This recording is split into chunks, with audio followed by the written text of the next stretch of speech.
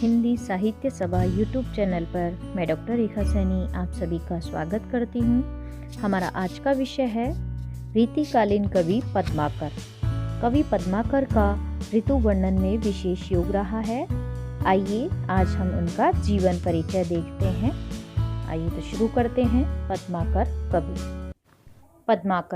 पद्माकर श्रृंगार योगीन काव्य परंपरा के अंतिम चरण के सर्वाधिक प्रसिद्ध कवि रहे हैं। इनके पिता नागपुर, पन्ना और जयपुर नरेशों के दरबारों में रहे थे। जयपुर नरेश महाराज प्रताप सिंह ने इन्हें कविराज शिरोमणि की उपाधि प्रदान की थी। ये बांदा के निवासी थे। इन्हीं के यहाँ संवत 1810 में पद्माकर का जन्म हुआ था। पद्माकर का समय संवत 1810 से 1890 तक माना जाता है। ये भी अपने पिता के समान अनेक राज दरबारों में रहे थे और इन्होंने अपने विभिन्न आश्रयदाताओं का प्रशस्ति गायन करते हुए अनेक ग्रंथ रचे थे, जैसे गोसाई अनूपगिरी, उपनाम हिम्मत बहादुर के नाम पर हिम्मत बहादुर विरुदावली, जयपुर नरेश जगत सिंह के नाम पर जगत विनोद।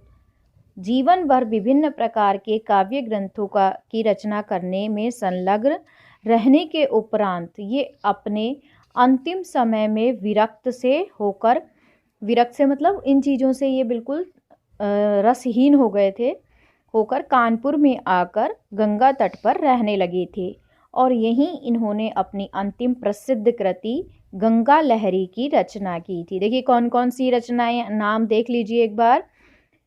हिम्मत बहादुर विरुदावली, जगत विनोद, ठीक है, और गंगा लहरी, ये इनकी 3 प्रसिद्ध कृतियां रही हैं।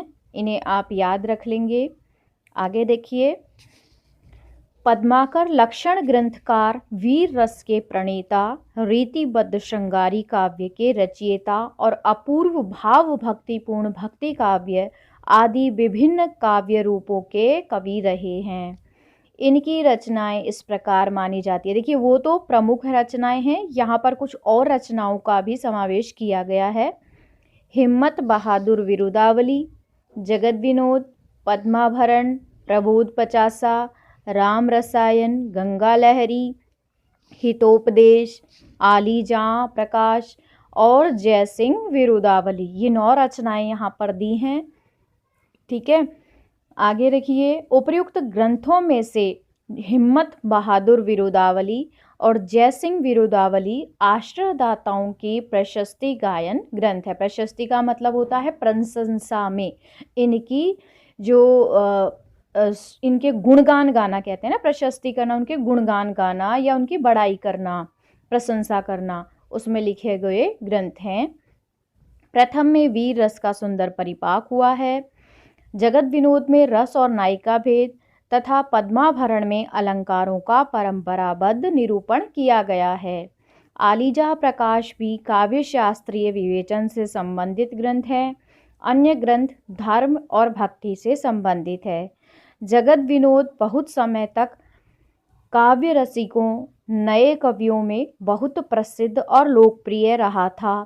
इस ग्रंथ को श्रृंगारकालीन काव्य शास्त्रीय परंपरा का अंतिम प्रसिद्ध लक्षण ग्रंथ माना जा सकता है।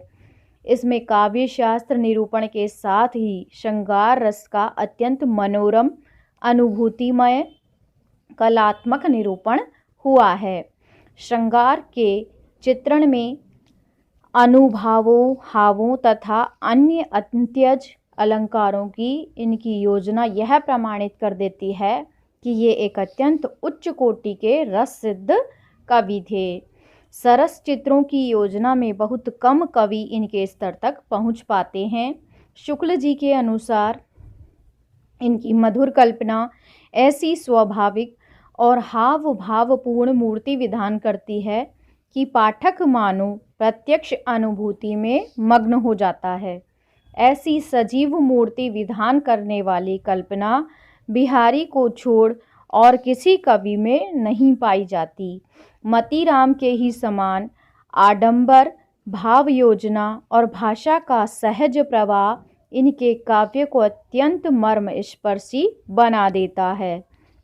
नायिकाओं की विभिन्न मुद्राओं और चेष्टाओं का के अंकन में इन्हें अद्भुत सफलता मिली है। विशेष रूप से होली का वर्णन करते हुए इन्होंने नायक नायिका के प्रथम साक्षात्कार से प्रेम का उत्पन्न होना और प्रेमजन्य आकुलता का बहुत ही मनोरम वर्णन किया है।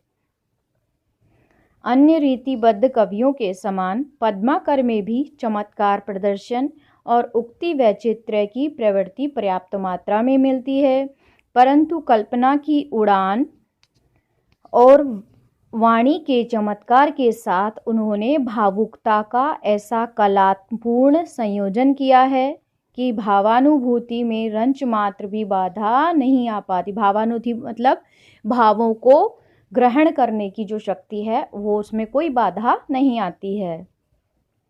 पद्माकर भाषा के अनुपम धनी कलाकार थे।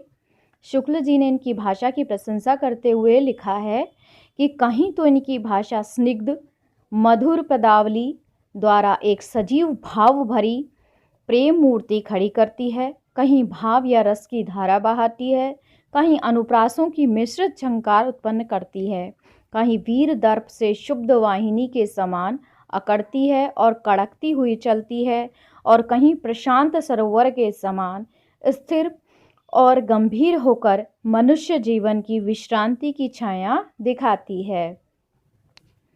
जहाँ मधुर कल्पना के बीच सुंदर कोमल भाव तरंग का स्पंदन है, वहाँ की भाषा बहुत ही चलती, स्वाभाविक और साफ सुथरी है। ये ऊहा के बल पर कारीगरी के मजूमन मून बांधने में प्रयासी कवि न थे। कहने का तात्पर्य ये बेकार की कोई फालतू की चीज़ें इसमें सम्मिलित नहीं करते हैं। हृदय की सच्ची स्वाभाविक प्रेरणा इनमें थी।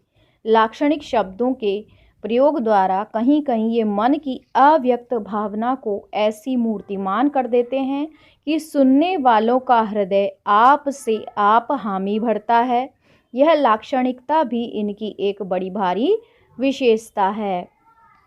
पद्माकर का जन्म 1730 तथा निधन 1824 में माना जाता है।